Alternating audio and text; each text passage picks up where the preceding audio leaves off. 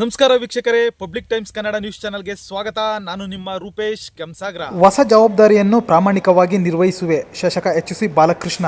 ನನ್ನ ಮೇಲೆ ವಿಶ್ವಾಸವಿಟ್ಟು ಈ ನೂತನ ಜವಾಬ್ದಾರಿ ಸ್ಥಾನಮಾನ ನೀಡಿದ್ದಕ್ಕೆ ಮುಖ್ಯಮಂತ್ರಿ ಡಿ.ಕೆ. ಶಿವಕುಮಾರ್ ರವರ ಕುಟುಂಬಕ್ಕೆ ಮತ್ತು ಮಾಜಿ ಸಂಸದ ಡಿ.ಕೆ. ಸುರೇಶ್ ರವರಿಗೆ ಎಚ್.ಸಿ. ಬಾಲಕೃಷ್ಣರವರು ಧನ್ಯವಾದ ಅರ್ಪಿಸಿದರು.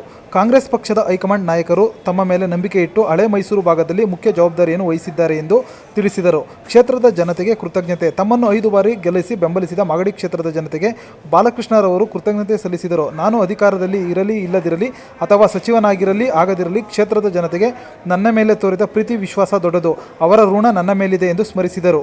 ಮಾಗಡಿ ಶ್ರೀ ರಂಗನಾಥ ಸ್ವಾಮಿ, ಮನೆ ದೇವರು ನರಸಿಂಹಸ್ವಾಮಿ ಹಾಗೂ ಕಾಳಭೈರವೇಶ್ವರ ಸ್ವಾಮಿಯ ಆಶೀರ್ವಾದದಿಂದ ಈ ಅವಕಾಶ ಸಿಕ್ಕಿದೆ.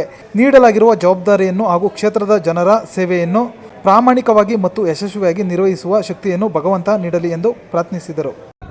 ನನ್ನ ಮೇಲೆ ವಿಶ್ವಾಸ ಇಟ್ಟು ನನ್ನನ್ನು ಈ ಸ್ಥಾನಕ್ಕೆ ಅವಕಾಶ ಮಾಡಿಕೊಟ್ಟಂತ ಡಿ.ಕೆ. ಶಿವಕುಮಾರ್ ಅವರಿಗೆ, ಪ್ರಮುಖವಾಗಿ ಅವ್ರ ಕುಟುಂಬಕ್ಕೆ, ಉಷಾಕ್ ಅವರಿರ್ಬೋದು, ಅವ್ರ ಮಕ್ಕಳಿರ್ಬೋದು, ಎಲ್ಲದಕ್ಕಿಂತ ಮಿಗಿಲಾಗಿ ನಮ್ಮ ನಾಯಕರಾದಂಥ ಡಿ.ಕೆ. ಸುರೇಶ್ ಅವರು, ಇವರೆಲ್ಲ ಸೇರಿ ಒಂದು ಹೊಸ ಜವಾಬ್ದಾರಿಯನ್ನು ನನ್ನ ಮೇಲೆ ಹೊರಿಸಿದ್ದಾರೆ.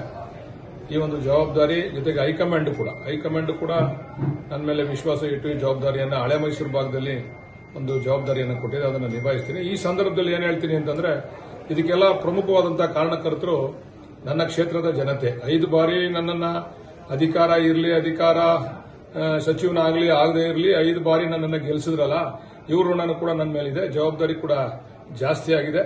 ಈ ಜವಾಬ್ದಾರಿಯನ್ನು ಕೂಡ ನಾನು ಜೊತೆಯಲ್ಲೇ ತೆಗೆದುಕೊಂಡು ಹೋಗ್ತಕ್ಕಂಥ ಕೆಲಸವನ್ನು ಮಾಡ್ತೀನಿ.